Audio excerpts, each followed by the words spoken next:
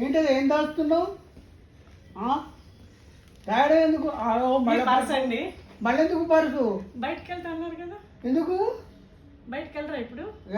వెళ్తాం కానీ సరే కానీ నీకు పరుసు ఎందుకు? ఈరోజు షాపింగ్ వెళ్తాను, బట్టల షాప్కి. నిన్ననే 15,000 బట్టలు తీసుకున్నావు కదా.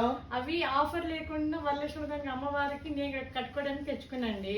ఇవాళ ఇంకో షాప్ కి వెళ్తే తూకం చీరలు ఉంటాయి కదా, కేజీకి ఎన్ని అని, అవి ఎన్ని వస్తాయి మంచి చీరలు అనేసి ఎంత ఎన్ని వేలు అయితే తెలియదు, మంచి పట్టు చీరలు వేసుకుంటాను. ప్లస్ ఆఫర్ ఇంకో షాప్ కి వెళ్తాను. జరుగుతున్నాయా వన్ ఆఫర్ జీతాలు కూడా వాడే ఖర్చులు కలిగిస్తే మేము కూడా పెడతాం. ఇదేదో ప్రభుత్వం కానీ సంస్థలు కానీ చేయాలి కదా అట్లా. ఇదేదో బాగానే ఉంది. ఒక మీ ఎంప్లాయీస్ అందరూ అప్లికేషన్ పెట్టుకోరాదండి. ఎట్లండి చీర కొనుక్కోవద్దంటే ఎట్లండి? నీకు చీరలు అంటే ఇష్టం బాగుంటది కానీ మాకు అట్లా పెంచారు గవర్నమెంట్.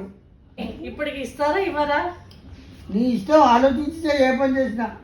కానీ